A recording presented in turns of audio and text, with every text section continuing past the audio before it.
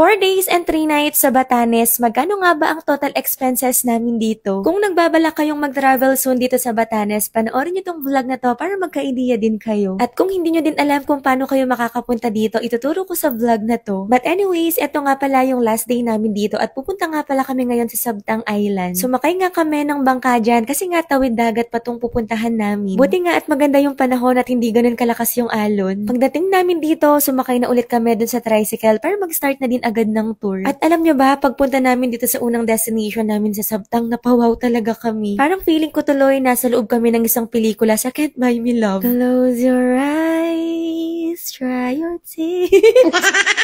O diba, nag-improvise pa ako ng sarili kong background music. Last day na nga ng tour namin to, kaya sabi namin sulitin na namin. Kahit mainit dyan guys, wala na talaga kaming pakialam at sinulit talaga ang bawat oras. Sabi nga namin, yung mga kulay namin mabilis lang ibalik yan, pero yung memories dito, tatatak talaga sa amin to. At lahat ng mga memories na nabuo namin dito, habang buhay kong babaunin yun. What a privilege na makita namin itong ganda ng Batanes. Grabe, sobrang galing ni Lord. Kaya nga ng first day namin dito guys, after ng tour wala, naiyak talaga ako sa sobrang saya. Sabi ko nga kay Mr. Castro, parang taob lahat ng international travel namin dito. Wala lang, parang kasing feeling ko nung nandito kami sa Batanes, ang payapa ng buhay. Alam mo yun, parang makakalimutan mo saglit yung mga iniisip mo, yung mga problema mo. Basta chill lang yung buhay nila dito, tapos hindi sila nagmamadali, kaya napakapayapa. Isa talaga sa pinaka-tips na maibibigay ko sa inyo pag nag-travel kayo dito, huwag kayong magtipid. Pag-ipunan nyo talaga guys, kasi ako na nagsasabi, sobrang worth it gastusan ng Batanes. At kapag nag-travel kayo dito, wag na kayong magdalawang isip na mag-rent ng drone. Kasi ako at first, medyo hesitant ako kasi feeling ko baka sayang lang, may cellphone naman, may Osmo Pocket 3 na camera naman, may Insta360, pero grabe guys, grabe pala talaga pag drone. Basta yun yung pinaka-ma-advise ko sa inyo kapag ka nag-travel kayo dito, rent a drone. Kami yung na-rent namin, meron na siyang operator agad, kasi na talaga yung taga-video namin. Message lang kayo kay Kuya Aljon if ever na mag-travel kayo dito. Tinry nga din namin magsuot ng mga kasuotan ng mga ibatan. Ito nga pala yung pamprotekta nila sa init or ulan. Syempre, hindi kompleto ang Batanes ninyo kapag hindi niya din na-try isuot to. Si Mr. Castro nga, tinanggal niya pa yung damit niya kasi daw mas magandang tignan, which is totoo naman. At nung matapos nga kami sa pagbibihis niyan, ayan, nagpunta na rin kami dito para mag-take ng pictures and video. At eto na nga, i-share ko na sa inyo kung magkano nga ba yung naging total expenses namin dito. 26,783 per pax nga pala yung package na nakuha namin. Kaming dalawa ni Mr. Castro, 53,566 pesos. Ang inclusion po dun sa package na yon, round trip airfare, airport shuttle transfer, 4 days and 3 nights accommodation, with free breakfast na yon sa 3 araw ninyo. Syempre, kasama na din dyan ang 3 days na private tours. Yes po, private at hindi po ito joiners. Kaya mamamaximize nyo talaga yung oras ninyo. May kasama na din yung tour guide, photographer, registration fees, shuttle and boat transfer to Sabtang kasi nga tawid dagat yung tour na yun. Nag-rent nga din pala kami ng drone kay Kuya Aljon dito sa travel namin sa Batanes. 8,000 pesos nga po pala yun. May kasama ng operator. It's up to you naman kung gusto mo sa first day lang kayo magdo-drone, sa second day lang. Basta flexible naman yon kasi kayo din naman yung mamimili. Kami kasi nanghihinayang kung sa first day lang kasi sayang naman ang gaganda ng place na pupuntahan. Isipin nyo na lang, the money will return. Totoo yan guys kasi babalik din naman ulit yung pera, kikitain din naman ulit natin yan, pero yung memories dito, grabe. Hanggang ngayon na nasa Pampanga na kami, hindi ko pa rin malimutan yung ganda ng Batanes. Add na rin natin yung expenses natin dun sa nirent naming motor. Yung first day na 300 kami, then second day 150. Total expenses naman namin sa food for 4 days and 3 nights, 3,000 pesos lang po. Meron kasi kaming free breakfast, diba? Kaya lunch and dinner na lang yung inisip namin. At sa mga magtatanong kung saan po kami nagpabook dito sa Batanes, biyaheng lokal. Direct yan guys at taga dito po yung owner mismo ng travel agency. Bali yung total na nagastos namin dito, 32,508 per pax po. Kaming dalawa na ni Mr. Castro, 65,016 pesos po. All in na yung 65,000 basta lahat-lahat kasama po yung drone. Alam ko may isip nyo or may mga makakapagsabi na ang mahal, parang nag-international travel ka na din. Pero wag kayo kasi ako na yung nagsasabi, sobrang worth it po mag-travel dito. Hindi man siya international flight guys, kahit domestic to, grabe, sobrang worth it. Sabi ko nga sa inyo, parang taob lahat ng international travel namin dito. Kasi sa totoo lang, para ka na din talagang nag-ibang bansa sa sobrang ganda ng dadatnan mo. Ang kaibahan lang nito guys sa international dito, wala pong masyadong tao, hindi crowded. Talagang makakakuha ka ng magandang magandang shot sa drone, mga picture mo. Kaya ganyan ko nga sabi sa inyo na parang taob lahat ng international travel namin. Sobrang peaceful, napakapayapa ng lugar. Plus points talaga sa akin yung walang masyadong tao kasi mas makakapag-relax ka. Kaya naman, tag your friends and family or gusto nyong makasamang mag-travel dito sa Batanes. Eto na yung magiging last part natin sa Batanes vlog. Sana guys, nag-enjoy po kayo. Thank you so much guys for watching and see you on our next vlog. Bye! Mwah!